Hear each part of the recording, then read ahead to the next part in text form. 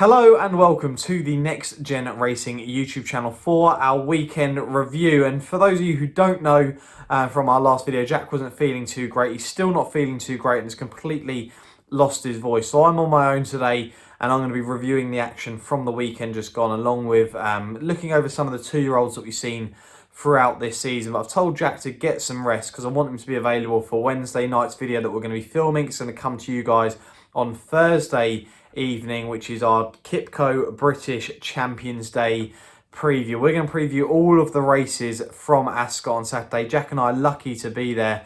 I think there's still a few tickets available for the event, but we're lucky to be there to see what could be some spectacular action. We may just see Trushan versus Stradivarius.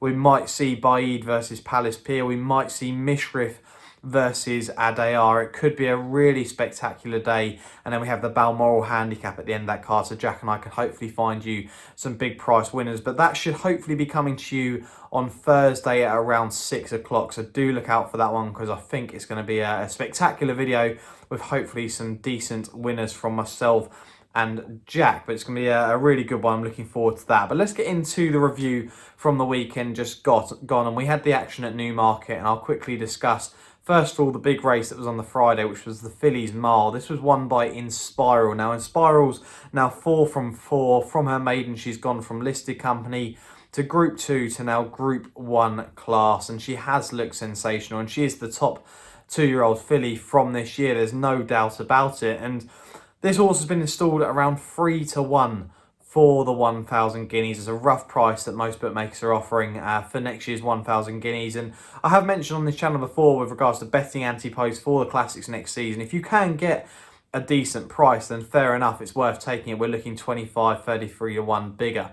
But you wouldn't be backing this horse at 3 to 1 at this stage going into next year. The horse has still got to get there. But if you were sitting on a slip at around 33 to 1, 50 to 1, then you can feel quite happy about the bet that you've got on, knowing that you've stolen a bit of value. And this horse here, after, I don't want to keep going on about this, but after the run at Newmarket, the maiden, I put this horse up on the channel as one of my horses to follow. Mentioned the horse at 50 to 1 for the 1,000 guineas and said that I really do see her as Group 1 class, maybe even a classic contender. Do I think that potentially she's going to be better over a longer distance? Yes, that looks like it could be the case, but there's no doubt about it that she has potentially the speed and the way that 1,000 guineas will be run. It'll be run at pace usually, and she'll probably suit that mile really well, and she's proven over the course now, which you do like to see.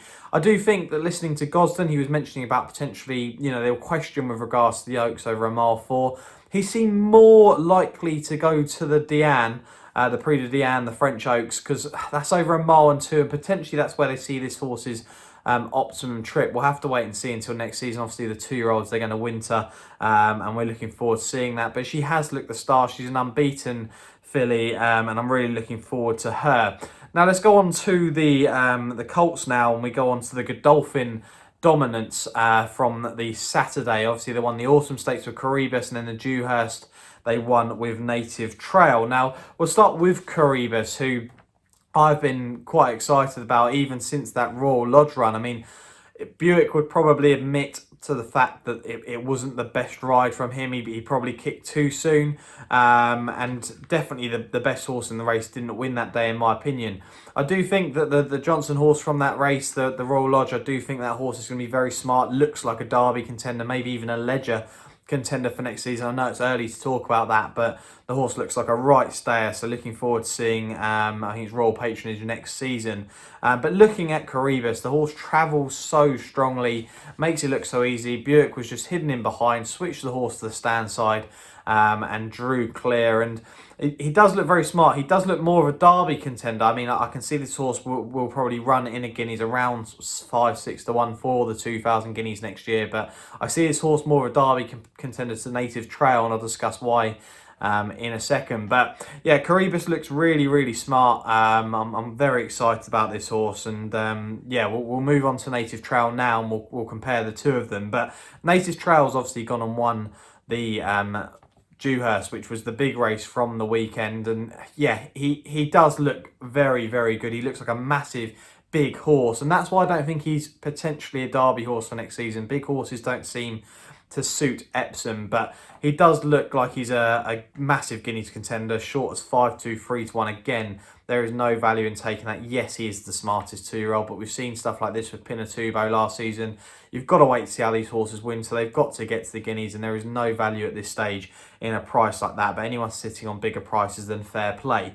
But Native Trail, very workmanlike. Another one where didn't really get the run, hidden in behind. Buick was one of the first off the bridle on this horse, and it seems like a horse you've got to stir up and get going. But once this horse was going, this horse absolutely flew home.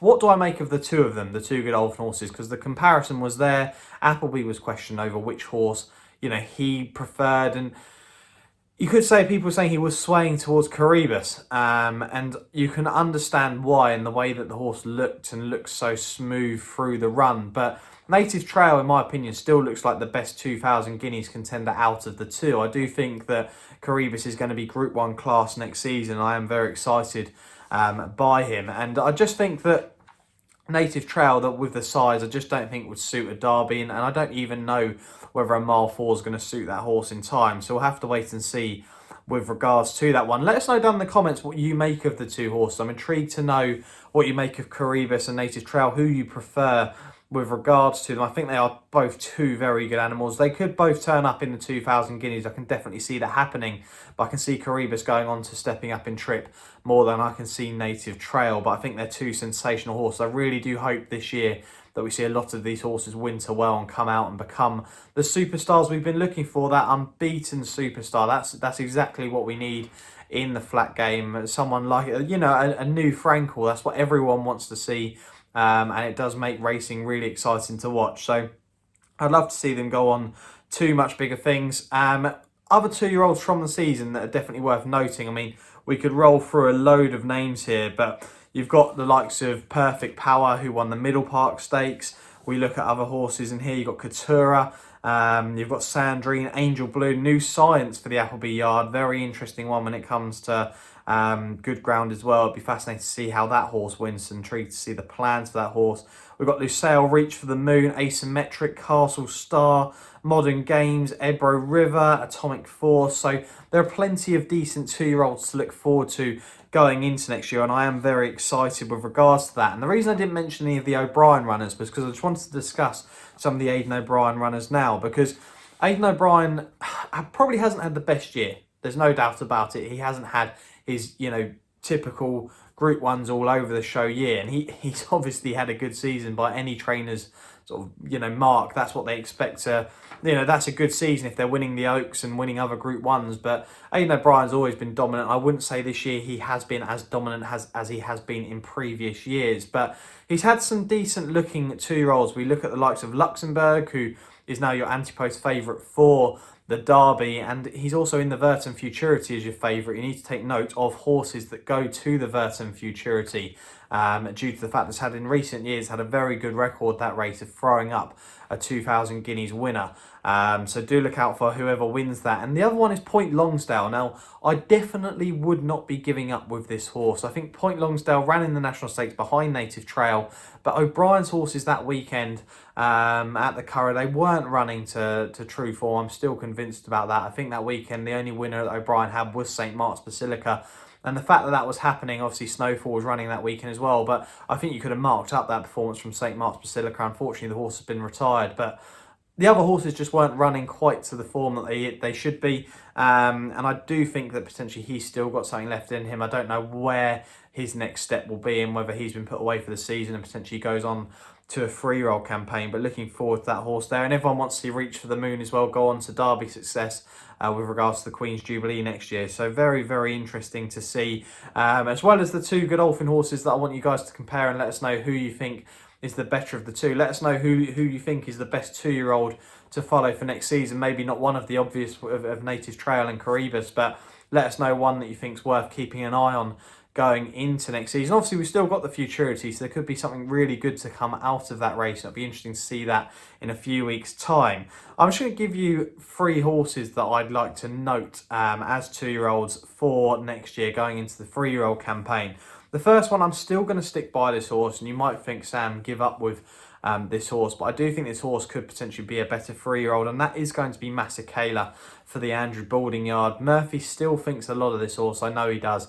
And the performance in the Royal Lodge was, I don't know what to take from that. I don't think we saw the horse's true running. Maybe the horse didn't handle the Rolly Mile. Obviously, we've seen the horse over the July course, but maybe the Rolly Mile didn't suit this horse. But I can see this horse next season going in to go and win group races next year as a 3-year-old. So it'll be fascinating to hear the plans for that horse, and I think that a mile or a mile plus will be where this horse could be seen. The other one is Castle Star. I know Jack's a massive fan of Castle Star. Very unlucky in the middle park, ridden by Spencer, coming from the back, which was no shock to see. But Castle Star, I definitely think he's got a group race in him for sure. Maybe he's surely got a Group 1 in him at some stage in his career, as long as he goes on to a decent 3-year-old campaign. So Castle Star, I'm looking forward to seeing what he can do next season. And the other one that I'm going to mention will be Point Longstale. I just think the horse is not worth giving up on. I think that the horse could potentially still come out and be one of Aidan O'Brien's better horses. And, you know, with regards to O'Brien, the fact we haven't seen maybe a superstar from O'Brien at the moment with regards to 2-year-olds, maybe that, you know, Luxembourg and Point Longstale stand out, but the fact that we might not have seen a horse that's going to run next season, we might see an unraced 3-year-old come out next year at the start of next season and potentially be the star to blow everyone away. So you've got to wait to see some of those as well, because trainers do sometimes have to keep horses away until the start of their 3-year-old campaign. So it'd be fascinating to see what happens there. But let us know who you think is going to be a top class 2-year-old going into a 3-year-old campaign next season. The other race from the weekend, the big handicap, the Cesarewitch, was won by Murphy aboard Buzz, and wow, what a race that was to watch between the two gladiators going for the champion jockey's title at the moment. I think at the time of filming this, there's 6 in it with regards to them. I don't know whether it's going to be possible at the moment. I think that they're both at Leicester on Tuesday together, so it'll be interesting to see what happens there. I think Buick's got some decent mounts, and I think Murphy's got a favourite to back the card there. So it'll be fascinating to see what happens with regards to that. But I think Murphy might have just done enough now with 6 in it with 5 days to go. But we'll have to wait and see. It's a really fascinating battle. It'd be great to see that head all the way down into Champions Day. And we'll just quickly discuss a horse as well with regards to the jump season. I know Jack and I will be awaiting to bring you the jump season. We're probably going to bring you our Anti-Post Cheltenham video in a couple of weeks' time, our first one that we'll bring to you guys, which will come on a monthly basis, that series. But Brave Man's Game was so impressive at Newton Abbot. I had to watch that race, and I could not be more impressed by the way that horse jumps. I'm very excited to see what he does. Paul Nicholls already saying he's pretty scared of what Bob Ollinger can do, and I think a lot of people will be excited to see that horse come out, and, you know, an anti-post favourite for the Marsh Chase at Cheltenham. And I'm sure if this horse comes out and jumps impeccably, then that horse will be a very short price favourite for that race at Cheltenham, already around sort of the 3-1, 5-2 mark I think I've seen with some bookmakers. So it'll be fascinating to see. But yeah, we will be doing an anti-post jumps video. I've got one at a very decent price that I will bring to you in a couple of weeks' time as well. Jack and I do love the jump season. We're looking forward to it. We've been discussing it already. And we're excited for the autumn and winter to hit us, where we can go down to Fontwell in our nice big coats and keep ourselves warm with a nice bit of hot chocolate or a nice Guinness, watching some of the jumps action. It's not quite like the flat where you're in your 3-piece suits and all dressed up in the sun, but yeah, it's going to be a really, really decent season ahead, and there's some decent horses to look forward to for the winter. And we've got another video coming to you. I'm going to discuss this now. I haven't actually mentioned this to Jack too much, but we've put it on our channel, and it's the Breeders' Cup night. Saturday the 6th of November, Jack and I go live for the first time ever on this channel. We're very excited by it. Well, what we're going to do is Jack and I will both be on the sofa. You'll get to see our reaction to the races. We'll put our selections up, and you can interact with us between each race. And it's going to be a new concept, something that we haven't tried before, but it's like a watch along live. So we'll be watching it. The volume won't be on, obviously, but we'll be watching the TV, and we'll be able to sort of react, give our selections live, and you guys can interact with us and join us for what could be a decent night of fun. So we're really looking forward to that. And sorry if I've just blabbered my way through this video. I wasn't very well prepared after Jack was unfortunately unable to do the video due to a sore throat. But like I say, Jack will be back on Thursday for the video. It'll be around 6 p.m. for the Champions Day preview, which we're really excited for. I genuinely cannot wait to preview that card because it's one of my favourite race days of the year, and it looks an absolute belter at this stage. So yeah, thanks very much for all of the support you've given us so far. I know this probably isn't one of our best videos, but we thought we'd get a video out to you guys anyway. Do subscribe if you haven't already, give the video a like, and we will see you on Thursday for the Kipco British Champions Day preview. Thanks for watching.